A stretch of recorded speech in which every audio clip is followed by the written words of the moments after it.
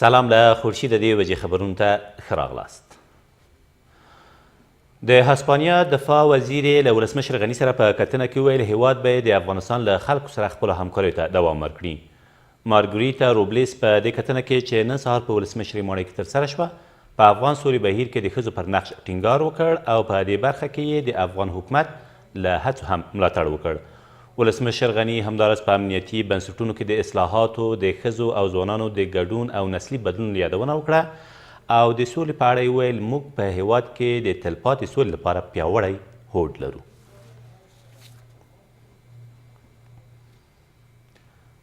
پاکستان زلمي خلیلزاد ته ډاډ ورکړ چې د افغانستان د سولې له اټکلیزې هوکړې به ملاتړ وکړي.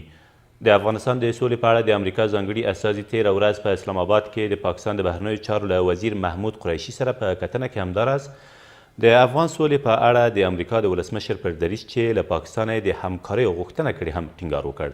ښاغلي خلیلزاد درې ورځې مخکې د افغان سولې په اړه افغانستان او سیمې هیوادونو ته خپل دریم سفر پیل کړی او ټاکل شوی نوموړی په دې 18 ورځني سفر کې افغانستان، روسیې، ازبکستان، ترکمنستان، بلجیم، قطر او متحده عربي امارات هم ولاړ شي.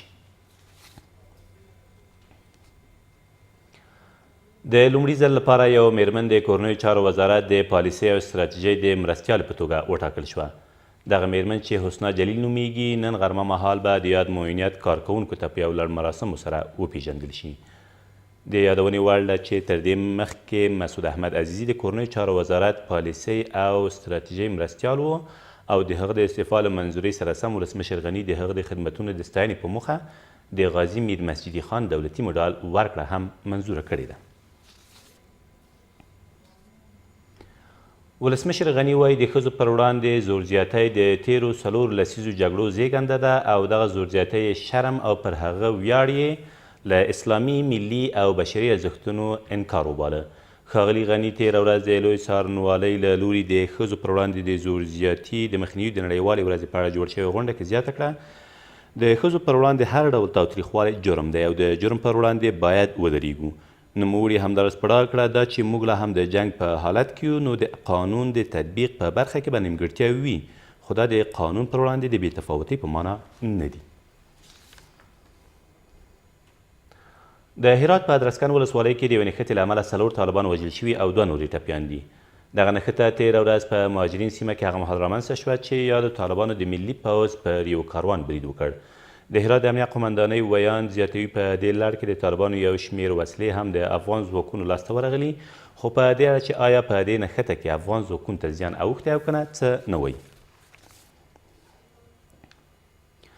او د غور ولایت د 15 میګاواټ لمریزې برېښنا او 10 کیلومتره سړک جوړولو تړونونه تېره ورځ په ولسمشرۍ ماڼۍ کې لاسلیک شول. د ولسمشرۍ ماڼۍ د رسنیو دفتر مسؤلین وایي پر 15 میګاواټ لمریزې برېښنا 10.8 میلیونه ډالر لګښت راځي چې 20,000 کورنۍ به ورڅخه برخمنې شي او په 12 میاشتو کې به یې چارې بشپړې شي.